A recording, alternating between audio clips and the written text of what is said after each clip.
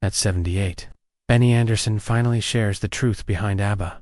And it's not just about fame or catchy songs. It's about pain, pressure, and the inner battles that shaped their unforgettable sound. For years, fans sensed there was more behind the melodies. Now Benny opens up, confirming what we always suspected. Long before ABBA filled arenas, Benny was a curious boy, fascinated by music, not stardom. He grew up with Swedish folk tunes, church hymns, and classical influences. These early sounds gave him more than a love for melody, they gave him emotional depth. While the world remembers Dancing Queen, Benny remembers the quiet harmonies of his childhood. Those roots stayed with him, shaping a sound that was timeless, not trendy. His partnership with Björn Ulvaeus was rare. Benny created the emotional backbone of the songs, the chords, the tone, the feel, while Björn crafted the words and storyline. Together, they built something magical. Songs that felt simple, but carried weight underneath. In the studio, Benny was relentless. He wasn't chasing perfection, he was chasing honesty. He'd replay one harmony 100 times, not for polish, but for emotional truth. Every song had a message, even if it wasn't obvious. Behind the scenes, Benny didn't crave attention. While Agnetha and Frida stole the spotlight, he stayed behind the glass, arranging every note. But he felt invisible. Fans screamed for the singers. Few noticed the man who made the music breathe. Benny carried more than musical responsibility. He was the fixer. When tensions rose, he stepped in. He didn't just smooth tracks, he smoothed over arguments. That silent pressure wore him down. He was the glue holding things together, but it came at a cost. People remember ABBA's joyful melodies, but listen closely, and you'll hear something darker. Sadness within the shimmer, bitterness beneath the bounce. That contrast, joy mixed with melancholy, was Benny's signature. He gave their songs emotional layers no one could name, but everyone could feel. He also pushed the studio forward, embracing early synthesizers and multi-track layering. He wasn't copying trends, he was building soundscapes that felt cinematic. Many modern producers owe him more than they know. More than anything, Benny understood silence. He knew when to hold back, to let melodies breathe. This restraint made the music human. You weren't being entertained, you were being guided. And that's why ABBA's songs still hold power today. In a recent interview, Benny admitted something surprising. He said he used music to express emotions he couldn't face out loud. While others talked through their pain, he let the piano speak for him. That changes everything. ABBA's music wasn't just performance, it was Benny's therapy, a way to process heartbreak without confrontation. Every chord was part creation, part escape. At 78, he now sees the pattern. He didn't chase fame, he chased feeling. But while ABBA became legends, he often felt like a stranger inside the success. Applause didn't fill the void, but music still does. Benny and Frida's relationship didn't start with passion, it started with music. Late nights in the studio blurred lines. Their bond was built through harmonies, not candlelight. Music was their shared language, but they were opposites. Frida was expressive and open. Benny was quiet and internal. Their differences made the music stronger, but the relationship harder. Frida carried childhood wounds. Benny had his own emotional walls. So instead of talking, they let the songs do it for them. But songwriting doesn't always heal. Sometimes, it just hides the pain. Benny has admitted he was more present in the studio than at home. Frida wanted connection. Benny gave her music. He now says that while she needed warmth, he offered composition. Songs like The Winner Takes It All weren't about closure. They were a way to avoid hard conversations. Frida sang every word, like she meant it because she did. But Benny remained behind the curtain. That imbalance eventually broke them. He's now confessed, I gave my best lines to songs, not to the people who needed to hear them from me. That single line changes the story. Benny wasn't cold, he was scared. Music was safe. Real feelings weren't. The media often focused on the women of ABBA who sang better, who looked better, who had more drama. But the real rivalry wasn't between Agnetha and Frida, it was Benny versus perception. In the public eye, He was just the man behind the music. His contributions rarely made headlines. He arranged the emotion, layered the harmonies, poured his soul into every note, but others got the spotlight. He's been called the cold brain of ABBA, but the truth, he was the heart. While others wore the costumes and danced for the cameras, Benny built the emotional core of the band. He admits it, stung seeing others praised while he was overlooked. Not because of ego, but because of effort. Because the songs were him, and few knew it. Over time, Benny stopped chasing credit. He focused on new projects, film scores, musicals, orchestral pieces, where his voice could stand alone. But even now, that quiet frustration lingers. Today, Benny Andersson isn't asking for applause. He's asking to be understood. He knows the spotlight isn't his, and that's okay. But he wants the world to finally hear what was always beneath the melody, the truth. He wasn't just the architect of ABBA's sound, he was the soul of it. Now, as Benny opens up at 78, we're hearing the full story, not just the hits, but the heartache. Not just the fame, but the flaws. Maybe that's what makes ABBA's music timeless. It was always real, even when we didn't know it. Recently, Benny admitted that during ABBA's peak, he would secretly read reviews, hoping someone would recognize the craftsmanship behind his work, the emotional arcs in his arrangements, the risks he took with structure, but most didn't. He was often ignored or misunderstood. People remembered the faces, the voices, the style, but not the man who shaped the sound from behind. And over time, that silence became its own kind of legacy. Benny never wanted fame in the traditional sense. He wanted fairness. He wanted people to understand that he was more than just a keyboardist, quietly stationed in the background. He was the architect of ABBA's soul, the one who sculpted the melodies that carried their deepest emotions. So when critics dismissed their work as pop fluff, it cut deeper than anyone could have imagined. This chapter reframes everything fans thought they knew about ABBA's inner workings. The real divide wasn't about broken relationships or fame, it was structural.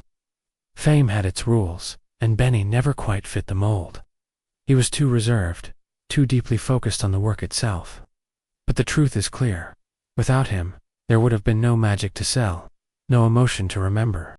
That's the piece of the story history nearly forgot. The end of ABBA didn't arrive in a dramatic explosion. It came when the music no longer felt real. By the late 1970s, ABBA's success seemed unstoppable. Their catchy tunes, distinctive outfits and global fanbase made them feel invincible. But beneath the sparkle and glamour, cracks were quietly forming. It wasn't a single moment of conflict that undid them. It was a slow, painful decline, like a house that looked perfect on the outside, but was quietly falling apart from within. The endless touring, the creative pressure, and the emotional toll started to wear them down. For years, Benny and the rest of the group lived on planes and buses, jumping from performance to performance. To the fans, they were at their peak. But inside, something was missing. Benny remembers clearly the moment he realized it had to stop, not because of drama, but because the music had lost its honesty. The fire that once made their songs feel alive had begun to flicker out. By the time ABBA paused for good, Benny wasn't staying for love of the band. He was staying out of guilt, out of duty. He felt responsible for everything they'd built, and he didn't want to let anyone down. But in his heart, he knew it was over. That initial creative joy had faded, replaced by a sense of emotional numbness. The passion was gone. There was no big fight. No farewell press conference. Just a quiet, mutual fading. The music stopped, and so did the group. Frida emotionally detached, early. Long before the official end, she had already found her exit emotionally and mentally. For her, letting go was a process she started before anyone else even realized it. But for Benny, the silence was louder. He admits it took him nearly a decade to truly come to terms with it. The weight of it, what they built, what they lost, lingered longer than he expected. Looking back now, Benny doesn't see ABBA ending as a breakup. He sees it as a creative death. It wasn't scandal or betrayal. It was burnout. The media searched for sensationalism, but the reality was quieter and more haunting. They didn't collapse in anger. they faded in fatigue. The joy was gone, and they didn't know how to keep going without it. For Benny, the end was made of hundreds of small moments, silent ones, when the spark dimmed, when the songs stopped feeling like they mattered. And even when the music ended, the pressure didn't. The world still expected them to keep performing, to keep delivering hits, even though the band had already become a shadow of what it once was. Now, he sees it for what it really was. Not the loss of fame, but the loss of identity. After ABBA stepped back, Benny retreated. Not from the public, but from the spotlight. He sought peace in new creative paths, working on orchestras, theater productions, and film scores. Here, in these quieter pursuits, he found solace. The music wasn't tied to celebrity or performance anymore, was just music. And it became a kind of therapy. Projects like Chess and Christina Friend of Emkala gave Benny the space to explore emotions he had buried for years. These weren't just musical experiments, they were emotional lifelines. Unlike ABBA's high-gloss pop world, theater allowed him to step into deeper, darker, more personal waters. During the 90s, Benny even kept a journal, one filled with unsent letters to Agnetha, Frida, and Björn. These were raw and emotional reflections, finally putting words to things he never said back when the pressure was at its peak. Guilt, frustration, unspoken affectionate, all spilled out onto those pages. As time passed, Benny stopped chasing applause. He discovered the freedom of creating without expectation. He no longer needed to be Benny from ABBA. He could just be himself. But even in this freedom, there was a constant ache for things left unsaid, for moments that never got closure. Today, Benny serves a new role: mentor. He now guides young Scandinavian composers, teaching them not just the notes, but the emotional truth behind the music. He talks to them about honesty, about listening to themselves, because he knows now, in a way he didn't back then, that music isn't just performance, it's survival. At 78 years old, Benny made his most candid admission yet. In a recent interview, he said, "It's the kind of truth that stuns you with its simplicity." ABBA didn't succeed because they were perfect. They succeeded because they were vulnerable, because their pain, confusion, and emotional chaos got channeled into melodies that made millions feel something too. Benny once believed that time would bring him closure, that years would smooth over the edges and offer a final chapter.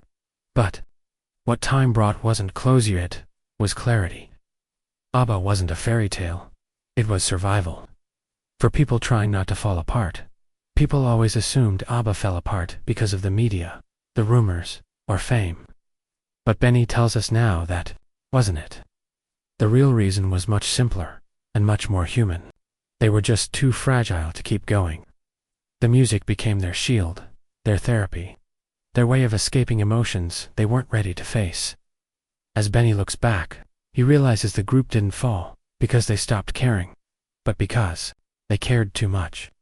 They carried emotional burdens that the public never saw. Behind the lights and applause were for people trying to make sense of who they were. This final chapter brings ABBA's legacy full circle. It was never just about hit songs or glamour. It was about love, ambition, silence, emotional wounds, and the need to feel whole. Benny no longer hides behind nostalgia. He doesn't try to protect a perfect image. Instead, he shows us the truth, that ABBA's power didn't come from perfection, but from fragility, from four broken souls making music that helped them survive. And in finally speaking this truth, Benny rewrites ABBA's story not as a glossy fantasy, but as something real, something deeply human. Most fans of ABBA remember the glitter, the catchy melodies, and the smiling faces of Agnetha and Frida. The group became one of the most successful pop bands of all time.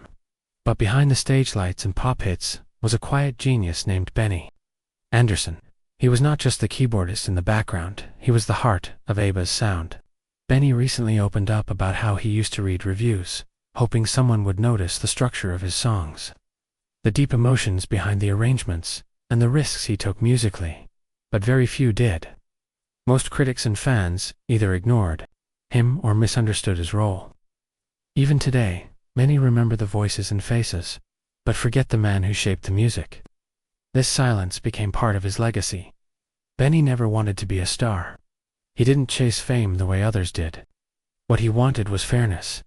He wanted people to understand that the music they loved was built from his emotions and hard work. He sculpted every sound, created every layer of harmony, and poured his soul into each note. But when critics dismissed ABBA as pop fluff, it hurt deeply. They didn't realize how much heart was behind those happy tunes. Looking back, Benny now sees that the divide in ABBA wasn't personal, it was about structure. Fame has certain rules, and Benny never fit them. He was too private, too focused on the art, and too quiet to be the center of attention. But without him, there would have been no magic in ABBA's music. And that's the part of history people almost forgot. During the late 1970s, ABBA was on top of the world. Their songs were playing everywhere, and their faces were known across the globe. But while fans were dancing to their hits, something was slowly breaking inside the group. It wasn't a loud argument or sudden drama. Instead, it was like a slow leak that no one noticed until the walls started to fall. The pressure of touring, the need to keep making new music, and the emotional struggles behind the scenes began to wear everyone down. The joy that had once driven their creativity started to fade. For Benny, the hardest part was losing the feeling of honesty in the music. There came a moment when he realized the songs no longer felt real to him. The energy was gone, and he stayed in the band not because of love or passion, but because of guilt. He didn't want to let anyone down. He felt responsible for the band's success, so he kept going, even though he was emotionally drained. It wasn't the same anymore. ABBA was now a machine, and he felt trapped inside it. When the band finally ended, it wasn't with a bang. There was no official farewell.